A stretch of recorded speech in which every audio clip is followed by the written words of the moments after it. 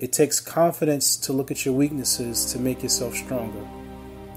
And with that strength, you can walk into a room and exude that confidence. Not the ego which belittles and demeans others that you are around, because that's not what we're trying to do, right?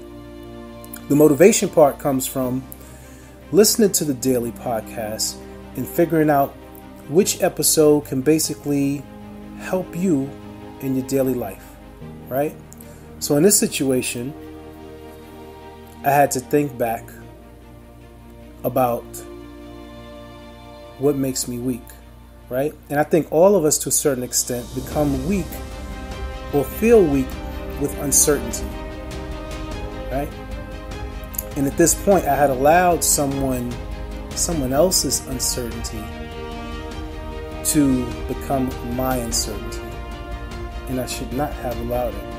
But then my ego kicked in, because that's sort of like my self-defense mechanism.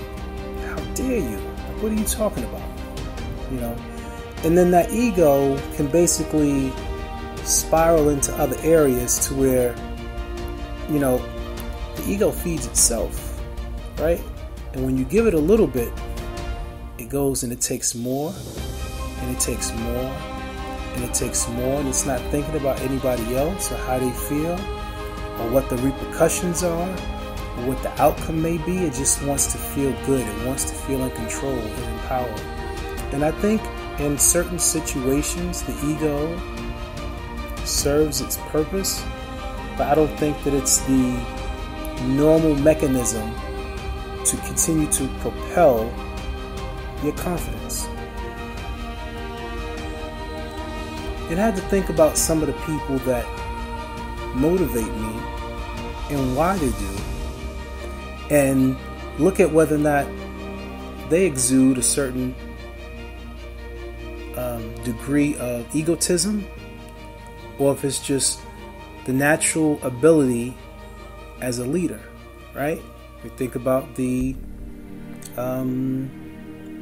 one of my personal favorites is Dame Dash. You know, in the past, he appeared to be an egotistical maniac, but if you look at him today, it is totally the exact opposite, right? And you can check him out. You know, he's all over online and stuff like that. Or another one of my favorites is, you know, Dr. Eric Thomas, E.T., the hip-hop preacher. When I first seen him speak, I thought, you know, wow, this guy really thinks that he's on his high horse, you know. He's telling his story in pain. It's almost like he's shouting at you, telling you why you're wrong. But when you really listen to him and you get to hear his message, it's totally different. Les Brown, classic, another one of my favorites, has that way of delivering motivational speeches to you that sort of just wrap you into his stories. You know, who else can I think of? There's a couple people online that I've been following on Instagram. I think his name is Derek Two Grace.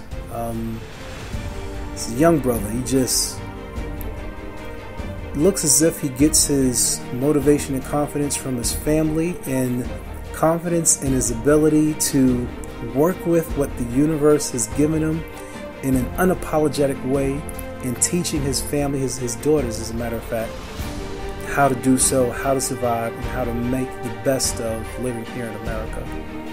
But when I think about the majority of these people that I spoke about, it may on surface look as if the ego is running it, but it's not. So I think that we need to be very careful into identifying when it is the ego that is running wild, and when we are truly working from within a self of